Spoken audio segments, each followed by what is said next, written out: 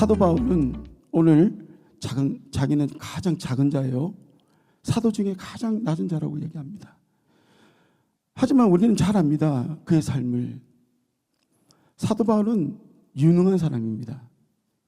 성경에 3분의 1을 기록할 만큼 열정 있는 사람이고, 당시 로마 시민권을 가진 다소에서 태어난, 그리고 가말리엘이라는 유능한 사람 밑에서 배웠던 사람입니다. 그리고 그는 베냐민 지파 출신입니다. 아주 집안이 좋은 사람입니다. 거기에 바리새인 중에 바리새인이요, 앞으로 이스라엘의 지도자가 될 그런 사람이었습니다. 그런 사람이 성경 여기저기서 나는 가장 작은 자고 죄인 중에 괴수라고 고백을 합니다. 이해가 될 수 있겠습니까? 하지만 그의 고백은 진정한 고백입니다. 우리가 잘 알다시피 사도 바울이 되기 전에 사울의 인생을 살았습니다. 그는 사도행전 7장에 스데반의 순교에 직접적인 관여를 했던 사람입니다. 교회를 핍박하고 교회를 무너뜨리고, 영적으로 보면 그는 정말 괴수입니다. 괴수. 그런 자가 오늘 이 자리에 나타난다면 우리가 눈을 똑바로 뜨고 그를 바라볼 수 있겠습니까? 사도 바울은 자신이 다메섹 선상에서 주를 만나지 않았다면 자기가 어떤 인생을 살았어야 했는지를 정확하게 알던 사람입니다. 자기 의로 자기가 아는 하나님이 다인 줄 알고 그 주어진 인생을 걸어가지 않았겠습니까? 저는 과거 크리스천 가정에서 태어났습니다. 소위 잘 믿는 장로님, 권사님 밑에서 자랐는데요. 아버지의 일그러진 모습 때문에 참 교회를 멀리했습니다. 이 교회에서 보는 아버지하고 집에서 보는 아버지가 너무 이렇게 다르더라고요. 참 오랫동안을 방황했습니다. 미국에 이민을 와서 참 인생이 무엇인지 많이 고민하고 그냥 인생의 의미 없이 또 비슷한 부류의 친구들과 함께 그렇게 살았습니다. 그러다 어느 날 레이브 파티라는 곳에서 마약과 술에 쩔어 있었을 때 하나님이 제게 다가오셨습니다. 당시는 제가 알지도 못했던 성경 구절이었는데요. 시편 2편의 말씀 7절에 있는 말씀으로 너는 내 아들이라 오늘 내가 너를 낳았노라. 처음에 그 말을 듣고 저는 한동안 주저하고 의심을 했었습니다. 하지만 하나님께서 그런 의심하는 저의 마음을 아셨는지 저에게 이렇게 말씀하셨습니다. 오늘도 너를 향한 내 여종의 기도를 듣고 있노라. 새벽 정해진 시간에 항상 어머니께서 우리를 위해서 기도하시던 그 모습을 저에게 상기시켜 주셨습니다. 그리고 저는 그 이후로 삶이 변화되고 예수 그리스도의 놀라운 은혜 앞에 무릎을 꿇게 되었습니다. 저는 지금도 잊지 못합니다. 어릴 때부터 그렇게 들었던 이 말씀. 효서가 예수님이 너의 죄를 위해서 죽으셨어. 저 어머님이 그렇게 말씀하실 때마다 어머니께 대들었습니다. 언제 내가 나를 위해서 죽어달라 그랬어요? 왜 내 때문에 죽었다고 자꾸 그러세요? 근데 죄가 무엇인지, 죄는 법을 어기는 거고 법을 어긴 아담으로 인해서 우리 모두가 죄인 되었다는 것. 하지만 두 번째 아담으로 오신 예수 그리스도를 통해서 그 한 사람의 순종으로 인해서 우리 모두가 의인될 수 있다는 것. 저는 그 복음을 들었을 때 주체할 수 없는 감격과 기쁨으로 하나님 앞에 그 은혜에 감격해서 매일매일 눈물로 새벽 제단을 쌓았던 그런 아름다운 기억들이 있습니다. 우리 모두에게 그런 기억들이 있지 않습니까? 세상을 모르고 인생의 목적을 모르고 내가 어디서 왔는지도 모르고 그저 내 생각, 내게 보이는 세계관을 가지고 열심히 살았던 내 인생. 근데 그것이 영원한 죽음으로 이르는 그 길인지도 모르고 살았던 우리들 아니었습니까? 예수 그리스도의 놀라운 그 은혜로 인해서 오늘 이 자리에 서 있고 이 짧은 인생 끝에 의의 열매 가득 안고 달려올 우리를 맞이할 예수 그리스도를 바라보면서 걸어가는 이 인생이 얼마나 복된 인생입니까? 그 은혜를 생각하면 우리가 하나님 앞에 어떤 조건으로 설 수 있겠습니까? 일본에 갔더니요, 이단이 너무 많아요. 한 자매가 내게 묻습니다. 왜 목사님은 목사님 교회만 교회라 그러고 통일교도 이단이라 그러고 구원파도 이단이라 그러고 심지어 캐톨릭도 잘못된 교회라고 얘기합니까? 저는 한마디만 얘기했습니다.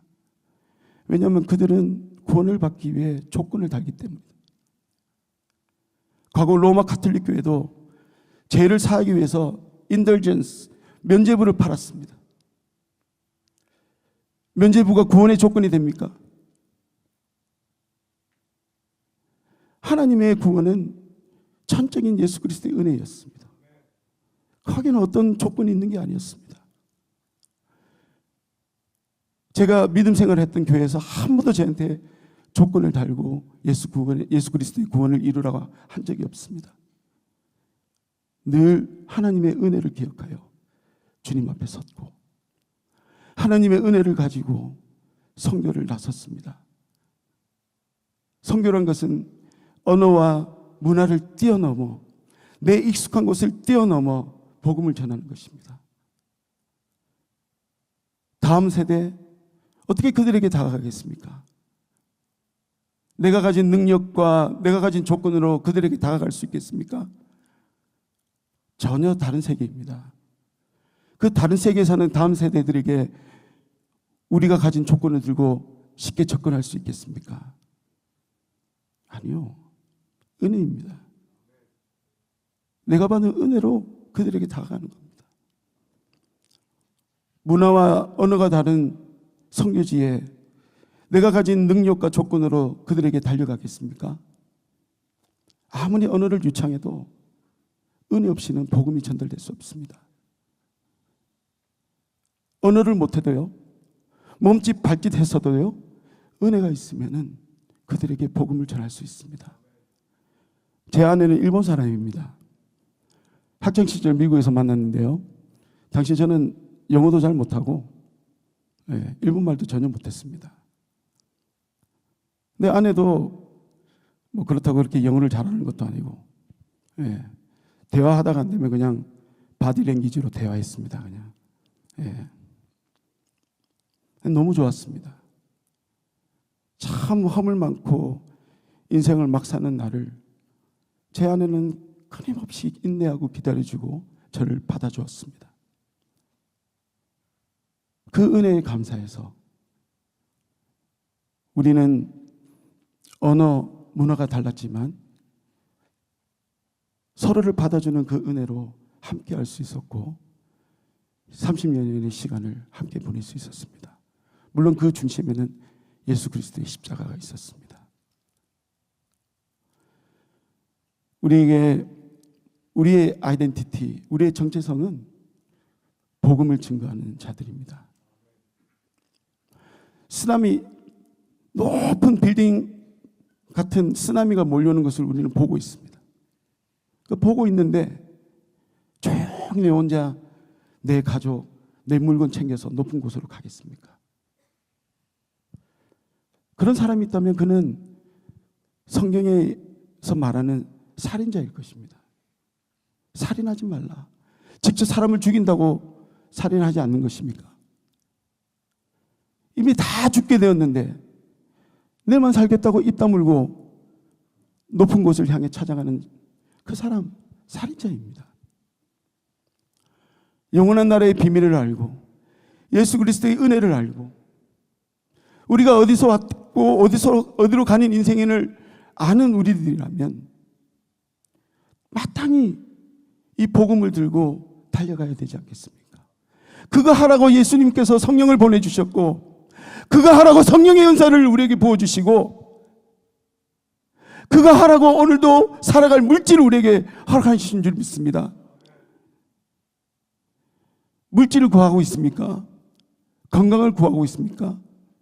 무엇을 위해서 구하고 있습니까? 하나님의 복음을 위해서 하나님이 아파하는 곳을 향해 달려가겠노라는 그 결단 없이는 우리에게 주어진 물질과 건강과 그 모든 것이 무슨 소용이 있겠습니까? 오늘 이 아침에 우리에게 맡기신 그 사명, 정말 우리가 마지막에 잘 감당하기를 원합니다. 그러기 위해서는 하나님의 은혜로 돌아가야 됩니다. 우리가 은혜를 회복하는 것이 성교의 회복인 줄 믿습니다. 한 사람이 변화되고 한 사람이 그 은혜 앞에 무릎 꿇을 때 세상이 변화됩니다. 세상을 복음으로 변화시키고 교회를 세우고 정말 주를 알지 못하는 곳에 위대한 복음의 사역을 썼던 사람들은 많은 사람들이 아니었습니다. 하나님의 그 놀라운 은혜에 무릎 꿇고 하나님께 그 작은 마음을 드렸던 자들 통해서 하나님이 역사하셨고 하나님의 놀라운 복음의 역사를 이루어 가셨던 것입니다. 요즘 젊은 사람들 보면 참 안타깝습니다. 얼마나 많은 순간 남을 탓합니다. 대통령 때문에, 정치인들 때문에, 내 친구 때문에, 교회 때문에.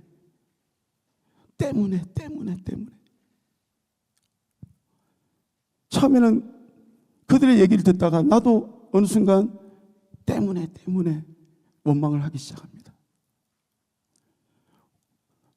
우리가 배웠듯이 회개라는 것은 우리의 하나님으로부터 멀린 우리 시선을 다시 하나님께로 돌리는 것입니다. 오늘 이 자리에 내 삶에 어떤 일이 일어나고 있습니까? 이해하지 못할 일이 일어나고 있습니까?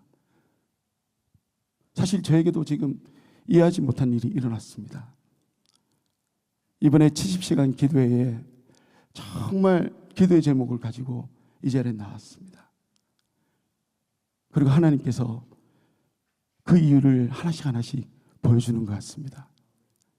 우리가 그 어떤 상황 속에서도 하나님께 시선을 둔다면 하나님께서 이 모든 상황 가운데 왜 이 시간에 이 자리에 우리가 서 있는지를 반드시 하나님께서 알려주시리라 믿습니다. 우리가 은혜로 돌아가기를 원합니다. 오직 은혜입니다. 놀라운 하나님의 은혜, 그 은혜만 바라보고 걸어가기를 원합니다. 우리를 통해서 역사하신 하나님, 성령님께서 우리를 통해 친히 일하실 것입니다. 의심에 가득한 주님 앞에 섰을 때 주님의 그 하나님의 사랑에 의지하여 여기까지 왔나이다, 그런 고백을 드릴 수 있는 우리 모든 영혼 되기를 소원합니다.